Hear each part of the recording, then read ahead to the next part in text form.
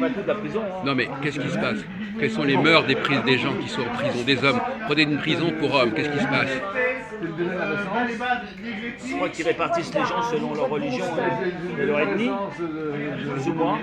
Non mais à part ça, l'absence des femmes, ça fait un problème ou pas? Ouais, sûrement. Comment ils résolvent le problème de l'absence de femmes? Il y a des parloirs où ils peuvent coucher avec des femmes, il y a des parloirs... Non mais à part ça. Je sais pas, faut demander. Moi je sais pas là, je sais pas. Non mais c'est des choses que tout le monde connaît. Demander Même René Louis le sait. René Louis doit le savoir. Même Florence le sait.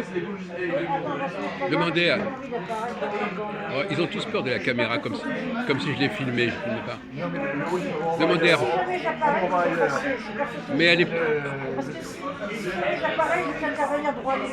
Oui, elle n'a jamais apparu.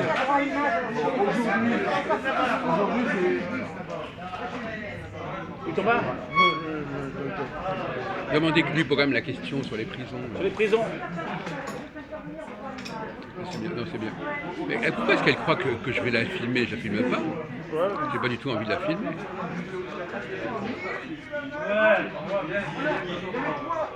Je sais pas trop quoi répondre là. Hein. Non mais écoutez, vous avez jamais entendu parler des mœurs dans les prisons? Pas trop. Hein.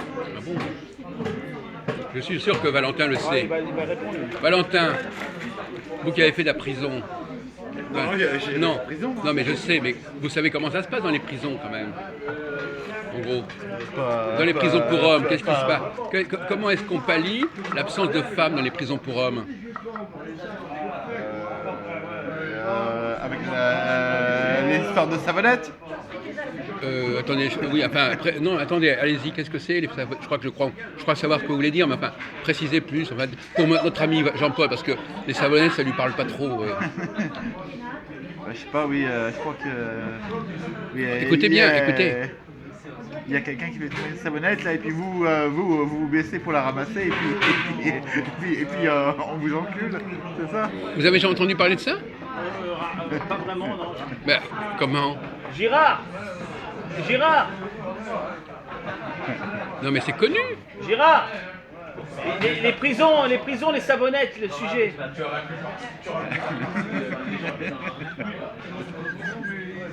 Non mais... Ben non, mais je sais pas quoi dire moi. Bon. Imaginons par exemple, c'est pour transposer, prenons le groupe ici par exemple. Il n'y a pas trop de femmes, d'accord? Non, mais il y en a déjà une là. Non mais elle n'est pas souvent là. Ouais. Comment fait-on quand il n'y a pas de femmes dans le groupe en question? On fait rien. Mais si. Vous manquez d'imagination. Il y a des mecs qui jouent le rôle des femmes. Ah, d'accord. Comme Saïd. Comme Saïd, comme Majoud. C'est vrai qu'il joue le rôle des femmes. Mais oui. Non mais si. Je suis pas sûr que ce soit. Je suis pas sûr. Mais si. Mais si, ils sont. S'il y avait des vraies femmes, il n'y aurait pas des gens comme Saïd. Saïd, il remplace les femmes par son comportement, par sa façon de s'exprimer, etc. Il joue le rôle des femmes, etc. C'est ça que je veux vous faire comprendre. Moi, j'étudie la sociologie de votre groupe. Je dis, dans votre groupe, il y a quelques personnages qui sont, comme par hasard, deux musulmans. Majoud et Saïd à différents lieux. Peu importe, ce sont des gens un peu spéciaux, un peu différents, qui ne comprennent pas très bien. Eh bien, finalement, ils jouent le rôle des femmes.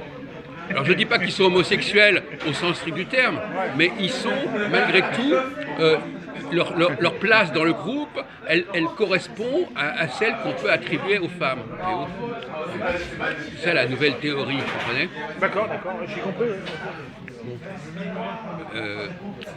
On prend des personnes qui ont un certain... normalement, l'étranger, le type qui ne comprend pas très bien, le type qui ne s'exprime pas clairement, etc., finalement, ça correspond à un personnage féminin.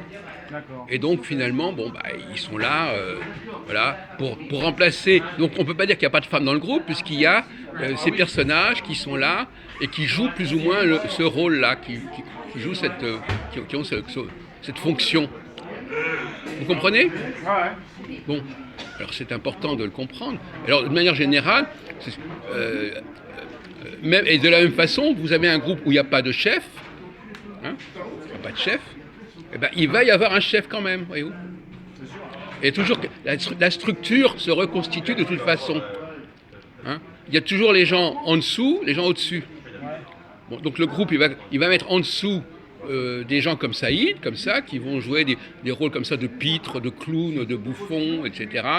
Voilà. Et puis au-dessus, il va y avoir des gens qui vont diriger plus ou moins, voilà.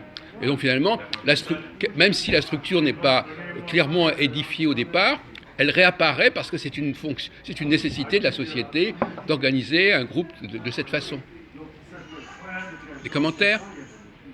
Non, bah, je vous écoute. Hein, Ah ben non, bon. Je sais pas trop quoi dire là. Parce que... Bon, enfin en tout cas, je voulais que vous en preniez conscience, parce que ça explique pas mal de choses, pour vous dire pourquoi il est là, celui-là, qu'est-ce qu'il fait là, qu'est-ce qu'on a à foutre de ces gens-là, etc. Ben, maintenant, vous comprenez que finalement, c'est le même phénomène que dans les prisons, c'est-à-dire qu'il y a des types comme ça. C'est pas le coup de la savonnette, mais c'est finalement plus ou moins la même chose. C'est des gens dont on se fout un petit peu, qui eux-mêmes savent pas très bien où ils en sont, etc. Voilà.